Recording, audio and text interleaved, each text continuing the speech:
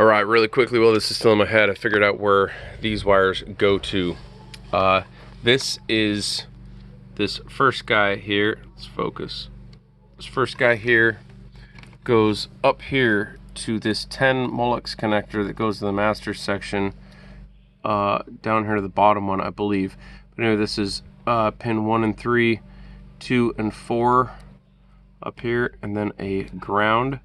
So you got 1, 3, 2, 4 ground.